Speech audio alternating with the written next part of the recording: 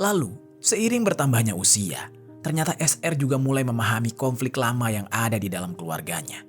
Dia mengetahui bahwa pernikahan kedua orang tuanya tidak pernah mendapat restu dari sang nenek.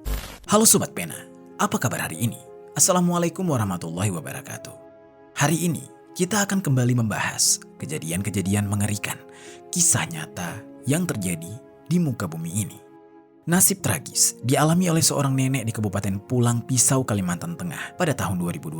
Dia tewas secara mengenaskan dengan kedua tangan yang terikat tali, serta mata dan mulut tertutup kain setelah dia dihabisi oleh cucu perempuannya sendiri. Kejadian ini disebabkan cucu perempuannya itu merasa dendam dan menyimpan luka batin yang lama atas perlakuan kasar sang nenek terhadapnya saat dia masih kecil dulu. Bagaimana cerita selengkapnya dari kasus yang satu ini? Langsung saja kita bahas di Kata Pena.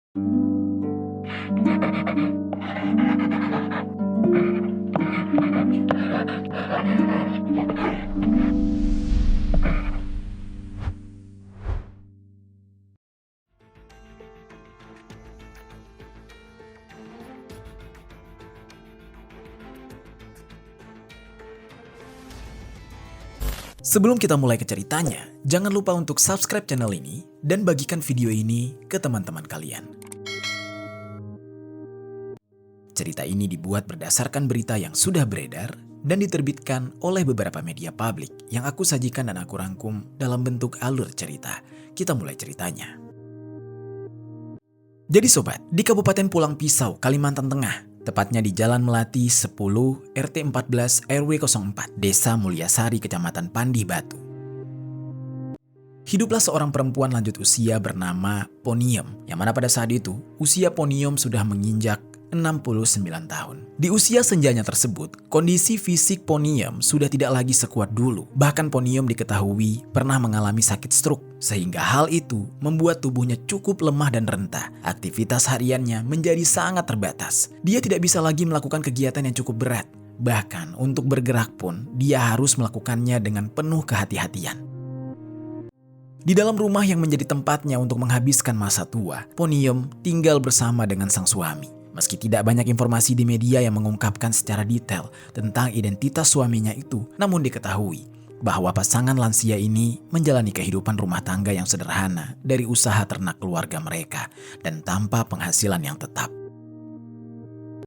Meski tidak banyak informasi di media yang menjelaskan secara rinci tentang hal tersebut, namun diketahui bahwa sehari-harinya suami Poniem kerap berada di luar rumah, baik di kandang ternak milik mereka untuk memelihara ternak milik mereka atau justru di ladang untuk mencari rumput sebagai makanan ternaknya. Tidak banyak yang mengetahui secara detail tentang jenis hewan apa yang mereka pelihara. Namun, ada yang mengatakan kalau salah satu hewan ternaknya itu adalah sapi.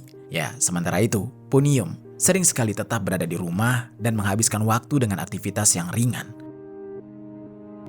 Di balik keseharian mereka yang kerap dijalani berdua di saat itu, Poniem dan suaminya sebenarnya sudah dikaruniai beberapa orang anak dan cucu. Tapi sayangnya, hubungan mereka dengan keluarga tidak berjalan harmonis. Salah satu anak kandung Poniem yang diketahui tidak memiliki hubungan yang baik dengannya adalah seorang pria yang sudah berkeluarga. Hal ini bermula ketika Poniem sempat tidak merestui hubungan asmara anaknya saat itu. Namun meskipun tanpa restu, pernikahan ini tetap berlangsung. Sejak saat itu, hubungan antara Poniem dan sang anak menjadi semakin renggang. Entah apa alasan di balik hal itu, namun yang jelas, setelah anaknya dikaruniai keturunan, hubungan Poniem dengan cucu-cucunya juga ikut tidak membaik, seolah ada dendam tersendiri bagi Poniem.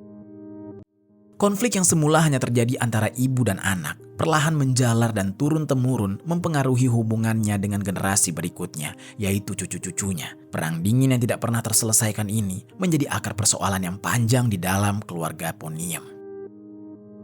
Salah satu cucu Poniem yang lahir dari pernikahan yang tidak dia restui itu berinisial SR. SR pada saat itu sudah berusia 21 tahun. Di usianya tersebut, SR sudah cukup matang dan bahkan dia diketahui sudah menikah siri dengan seorang pria. Dan di saat itu SR juga tengah mengandung anak dari pernikahan sirinya tersebut. Semenjak SR menikah, SR tinggal di wilayah Palangkaraya. Namun sobat, SR rupanya sempat tinggal dan tumbuh di lingkungan keluarga besarnya, yang mana ini adalah tempat ayahnya berasal. Sejak dia kecil, dia sempat tinggal di rumah neneknya, Poniem. Namun alih-alih tumbuh dalam suasana keluarga yang hangat, tapi justru masa kecil SR meninggalkan luka batin yang mendalam. Selama tinggal bersama dengan Poniem dulu, SR merasa dirinya kerap mengalami perlakuan kasar dan tumbuh tanpa kasih sayang dari sang nenek. Lalu, seiring bertambahnya usia, ternyata SR juga mulai memahami konflik lama yang ada di dalam keluarganya. Dia mengetahui bahwa pernikahan kedua orang tuanya tidak pernah mendapat restu dari sang nenek. Penolakan itu bukan hanya berdampak pada hubungan Poniem dengan anaknya, tetapi juga membuat SR merasa tidak sepenuhnya diterima di dalam keluarga sendiri. Perasaan terabaikan, sakit hati, dan dendam yang terpendam sejak kecil perlahan tumbuh di dalam diri SR. Hingga SR memasuki usia dewasa dan mulai menjalani kehidupannya sendiri. Kondisinya tersebut tidak semerta-merta membuat hubungan antara SR dengan keluarga besarnya jadi membaik. Luka lama yang sudah tertanam sejak kecil justru semakin membebaninya. Dendam yang selama ini dipendam oleh SR akhirnya berkembang menjadi amarah yang tidak terkendali. Rasa sakit hati terhadap perlakuan masa lalu, ditambah dengan konflik keluarga yang tidak pernah menemukan titik damai, perlahan-lahan membentuk niat gelap di dalam benaknya. Hingga pada hari Selasa tanggal 2 September 2025, SR datang dari kota Palangkaraya menuju ke desa Mulyasari, tempat tinggal keluarga besarnya, termasuk Poniem dan suaminya. Kedatangannya di saat itu rupanya bukan sekedar kunjungan keluarga biasa. Dia ternyata menyimpan niat jahat kepada neneknya, yang kelak berujung pada kejadian yang benar-benar mengerikan di dalam keluarga tersebut. Jadi ceritanya, pada hari itu, SR diketahui menginap di salah satu rumah yang berada di Jalan Melati 9, wilayah yang tidak terlalu jauh dari tempat tinggal Poniem. Awalnya, kehadiran SR tidak menimbulkan kecurigaan apapun. Dia berperilaku layaknya cucu yang pulang ke kampung halaman. Poniem dan suaminya bersikap seperti biasa terhadap kedatangan sang cucu. Keesokan harinya, tepat pada hari Rabu tanggal 3 September 2025, SR sempat datang ke rumah Poniem dan sempat memasak di dapur. Saat itulah, dia mulai memperhatikan kebiasaan Poniem, termasuk waktu ketika rumah dalam keadaan sepi dan kapan sang kakek pergi ke ladang. Pada hari yang sama, SR ini diam-diam mengambil seutas tali nilon berwarna biru di kandang sapi dan menyimpannya di dalam jaket. Tindakan tersebut menjadi awal dari rencana yang sudah dia pendam sejak lama.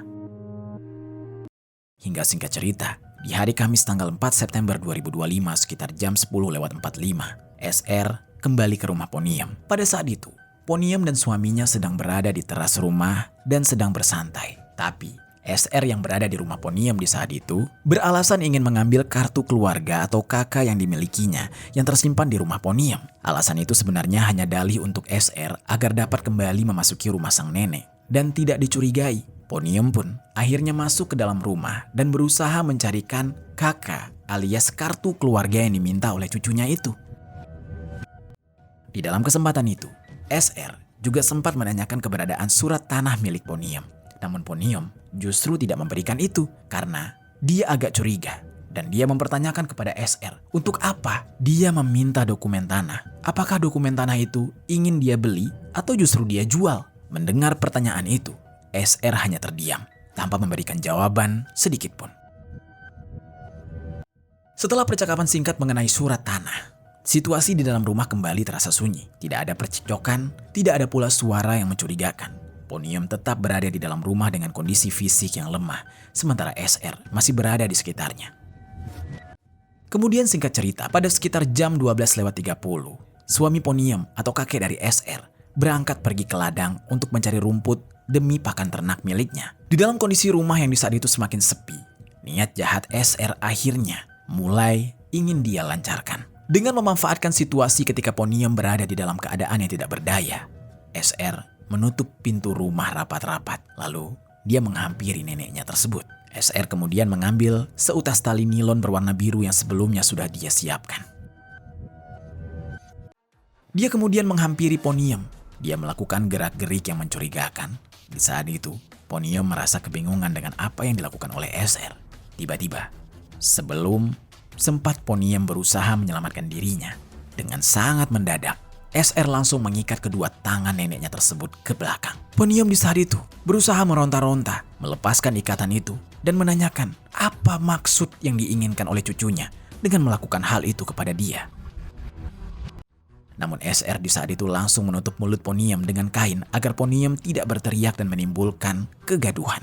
Kemudian SR menutup mata Poniem dengan kain. Tindakan itu dilakukan oleh SR dengan cepat tanpa perlawanan yang berarti dari Poniam. Setelah kedua tangan Poniam diikat, serta mata dan mulut Poniam ditutup kain, Poniam sempat memberontak dan berusaha melepaskan diri. Namun Poniam benar-benar kalah tenaga. Dia bahkan tidak bisa melihat apa yang sedang terjadi, dan juga dia kesulitan bernafas. Di sisi lain, SR yang sudah diliputi amarah yang mendalam, mengambil palu besi yang berada di dalam rumah Poniam. Lalu SR kemudian palu itu sampai mengenai bagian atas kepala dan telinga kanan Poniam. Di saat itu juga cairan merah mulai mengalir akibat hujaman palu tersebut. Poniam terjatuh ke lantai rumah dengan kondisi tubuh yang miring. Namun, SR justru tidak berhenti. Dia kembali mengayunkan palu yang dia genggam ke arah bagian wajah Poniam secara membabi buta. Poniam yang sangat kesakitan berupaya untuk melepaskan diri. Namun, yang terdengar hanyalah helaan nafas Poniam yang pilu. Mulut Poniam dibekap dengan kain yang membuat jeritan Poniam tidak bisa terdengar sama sekali. Kemudian, mata SR mulai mengarah kepada cangkul yang berada di sekitarnya. SR kemudian meletakkan palu ke lantai, lalu meraih cangkul tersebut. Dan tanpa pikir panjang, SR langsung mengayunkan cangkul itu ke arah bagian dahi Poniam dengan sangat sadis. Yang mana akibatnya, cairan merah pun mulai mengalir akibat luka robek di dahi Poniam. Dan di saat itu juga, Poniam sudah tidak dapat bertahan lagi. Poniam pun meregang nyawa, tepat di tangan cucunya sendiri. Sebelum SR akhirnya menyadari bahwa Poniam sudah tidak bernyawa, SR sempat menyeret tubuh Poniam ke arah dekat kamar mandi dan melepaskan kalung yang dikenakan oleh Poniam. SR kemudian mengambil kalung itu, dan dia sadar bahwa Poniam sudah tidak bernyawa. Setelah itu, SR tidak langsung meninggalkan rumah. Dia sempat memastikan situasi sekitar rumah dalam keadaan aman dan tidak ada orang lain yang mengetahui apa yang baru saja dia lakukan. Lalu beberapa saat kemudian, SR mulai meninggalkan rumah Poniam dan melarikan diri. Singkat cerita, tidak lama kemudian, suami Poniam pun pulang dari ladang. Setibanya dia di rumah, dia mendapati kondisi rumah yang tidak seperti biasanya. Saat itu dia masuk ke dalam rumah. Dia sempat terkejut bukan main ketika melihat istrinya tergeletak di lantai rumah dengan kondisi yang sudah tidak bernyawa, bersimbah cairan merah. Dia pun panik, langsung berteriak minta tolong kepada warga sekitar. Teriakannya mengundang perhatian warga di Desa Mulyasari. Warga pun mulai berdatangan ke rumah Poniam. Suami Poniam mengatakan bahwa sebelumnya cucunya SR sempat datang ke rumah mereka dan dia ketika pergi mencari rumput sempat meninggalkan SR bersama sang istri, yaitu Poniam, dan warga sekitar juga sempat melihat SR di saat itu. Dan dari keterangan tersebut, kecurigaan pun mengarah kepada SR yang diketahui terakhir kali berada di rumah bersama Poniam sebelum akhirnya Poniam ditemukan tidak bernyawa. Warga dan perangkat desa kemudian berupaya mencari keberadaan SR, sementara sebagian warga yang lain melaporkan peristiwa itu kepada pihak kepolisian. Dan tidak berselang lama, SR pun akhirnya berhasil diamankan oleh perangkat desa dan warga di Jalan Poros Desa Mulyasari. Dan di saat itu, dia pun digiring, dibawa ke kantor desa. Dalam perjalanan menuju ke kantor desa, ternyata SR sempat membuang kalung milik Poniam ke semak-semak. Setelah dia diamankan, dia kemudian dibawa ke Polsek Pandih Batu dan selanjutnya diserahkan ke Polres Pulang Pisau untuk menjalani pemeriksaan lebih lanjut. Di sisi lain, pihak kepolisian yang tiba di lokasi kejadian segera melakukan olah TKP dan memasang garis polisi di sekitar rumah Poniam. Di lokasi tersebut, polisi mengamankan sejumlah barang bukti. Di antaranya ada sebuah palu besi atau martil bergagang besi, serta tali nilon berwarna biru dan kain yang digunakan untuk menutup mata serta mulut korban, serta beberapa kain lain yang berkaitan dengan kejadian ini. Selain itu, petugas juga meminta keterangan dari sejumlah saksi yang berada di sekitar lokasi kejadian, termasuk suami dari Poniam yang pertama kali menemukan korban. Kemudian, jenazah Poniam pun dievakuasi ke rumah sakit untuk dilakukan pemeriksaan medis dan otopsi oleh tim forensik. Dari hasil pemeriksaan itu, ditemukan adanya sejumlah luka akibat kekerasan benda tumpul pada tubuh korban yang mengakibatkan korban meninggal dunia. Dan setelah seluruh proses pemeriksaan selesai dilakukan, jenazah Poniam diserahkan kepada pihak keluarga. Kepergian Poniam pun meninggalkan duka yang mendalam, terutama bagi sang suami. Dia tampak terpukul dan tidak kuasa menahan tangis saat jenazah istrinya dipulangkan ke rumah duka. Lalu selanjutnya, Poniam dimakamkan di pemakaman umum desa setempat. Prosesi pemakamannya berlangsung dalam suasana yang haru dan dihadiri oleh keluarga serta warga sekitar yang turut berduka atas peristiwa tragis ini. Sementara itu, pihak kepolisian juga melakukan pemeriksaan terhadap pelaku dan kondisi psikologis dari pelaku. Berdasarkan hasil pemeriksaan kejiwaan, SR dinyatakan dalam kondisi normal dan dinilai mampu mempertanggungjawabkan perbuatannya secara hukum. Dalam proses penyidikan, diketahui pula bahwa SR tengah mengandung dengan usia kehamilan sekitar 7 bulan. Di hadapan penyidik, SR mengakui semua perbuatannya. Dia mengungkapkan bahwa tindakan yang dia lakukan ini dilatar belakangi oleh dendam lama yang sudah dia pendam sejak kecil terhadap sang nenek. Di tangan SR, polisi kembali mengamankan barang bukti berupa pakaian yang digunakan oleh SR saat kejadian, yang mana terdapat bercak cairan merah di pakaian tersebut. Akan tetapi, terkait dengan kalung milik Poniam yang sempat diambil dan dibuang oleh pelaku, pihak kepolisian masih melakukan pencarian di sekitar wilayah lokasi kejadian tersebut. Dan berdasarkan dari hasil penyelidikan dan alat bukti yang ada, SR tetap harus mempertanggungjawabkan perbuatannya meskipun sedang dalam kondisi hamil tua. Dia dijerat dengan pasal 338 KUHP tentang penghilangan nyawa, serta adanya kemungkinan pasal 340 KUHP tentang penghilangan nyawa berencana dengan ancaman hukuman penjara 15 tahun hingga seumur hidup, bahkan sampai pidana mati. Kini, SR pun harus menjalani proses hukum atas perbuatan yang membuat neneknya meregang nyawa. Namun kondisi kehamilan SR yang sudah memasuki usia tua membuatnya harus menjalani proses persalinan melalui operasi sesar di RSUD Pulang Pisau. Selama menjalani perawatan medis tersebut, SR tetap berada dalam pengawasan ketat pihak kepolisian selama 24 jam. Itu dia sobat, kisah dari nenek Poniam yang dihabisi oleh cucunya karena dendam masa lalu yang dimana Poniam tidak merestui pernikahan dari orang tua cucunya tersebut yang merupakan anaknya sendiri. Apa pelajaran yang bisa kita ambil dari kisah ini? Oh ya sobat, aku pengen ngasih tahu ke kalian, Kata Pena tergabung di dalam program YouTube Shopping Affiliate. Nah, buat kalian yang sedang mencari barang-barang yang menarik dan keren, aku punya beberapa rekomendasi produk untuk kalian. Kalau tertarik, langsung saja klik link produk di pojok kiri bawah untuk pembeliannya.